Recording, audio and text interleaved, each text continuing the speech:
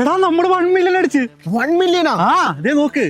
എന്റെ മോനെ പൊളിച്ച്. നീ തന്നെ ഞാൻ പെട്ടെന്ന് സ്റ്റോറി ഇട്ടെ. എടാ ഈവിലെ കിട്ടോ, നീലക്കണ്ണില്ലേ? ആ. കണ്ണീര് കിട്ടോ. അതെ അത് ശരിയാ, നമ്മളിപ്പോ ഫേമസ് ആയല്ലോ അല്ലേ. ഓ ഇത് നമുക്ക് ആഘോഷിക്കാം. ആഘോഷിക്കണം.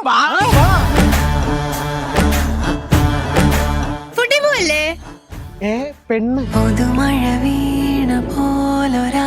ആരാധികെ ഞങ്ങളുടെ 1 മില്യൺ അടിച്ച വീഡിയോ കണ്ടല്ലേ, എനിക്ക് മനസ്സിലായി. ആ കുറിച്ചാണെന്ന് ഞാൻ കാണാറ്. അപ്പൊ പിന്നെ നീ ഏതാ? ഞാൻ ചെല്ലുമല്ലോ, ഞാനൊരു പ്രേതാ. മനസ്സിലായി. എവിടെ എവിടെ ക്യാമറ എവിടെ? എടുക്ക്. ഞാനേ പൊട്ടനല്ല. ദൈവം ഇവനെന്താ 1 മില്യൺ അടിച്ച് വട്ടായ. പൊട്ട, ഞാൻ ശരിക്കും പ്രേതാടാ. ഞങ്ങൾക്ക് റീച്ച് ആയിപ്പോ കൂടെ വന്നല്ലേ നീ. അറിയാ. ക്യാമറ എടുക്ക്. നീ നിക്ക്, ഞാൻ കാണിച്ചു തരാം നിനക്ക്.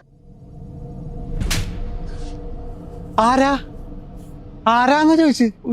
എടാ ഞാൻ എന്നെ കടഞ്ഞിട്ട് വന്നാ മതി. ശരിക്കും പ്രേതോടല്ലേ?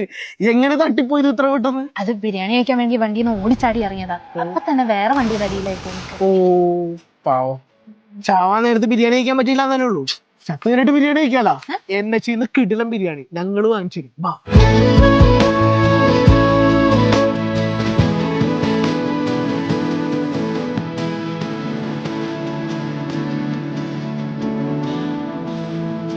അല്ല പ്രേതം ബിരിയാണി ഒക്കെ കഴിക്കും. ഞാനേ ജെൻസി പ്രേതാ, എനിക്കിതൊന്നും കുഴപ്പമില്ല. എങ്ങനെയുണ്ട് മലബാർ ശക്തം ബിരിയാണി?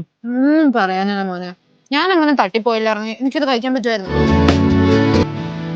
നീ എന്താ ഈ പൊട്ടം കളിച്ചുകൊണ്ടിരിക്കണേ? എടാ എന്റെ കൂടെ എന്തോ ഒരു അജ്ഞാശക്തി ഉണ്ട്. നേരത്തെ കണ്ടില്ലേ, വായിലൂടെ അതല്ലേ. ഇപ്പൊ എനിക്ക് ട്രിവാൻഡ്രം ചിക്കൻ ഫ്രൈ കഴിക്കാൻ പറ്റുന്നില്ല. അതെ അധികം കളിപ്പിക്കട്ടെ, ഒന്ന് വിട്ടേക്ക്. അവൻ ഈ ട്രിവാൻഡ്രം ചിക്കൻ ഫ്രൈഡ് നല്ല പ്രാന്തനാ. വിട്ടില്ലെങ്കിൽ അവൻ ഈ കട കാര്യമാകും. അതെ,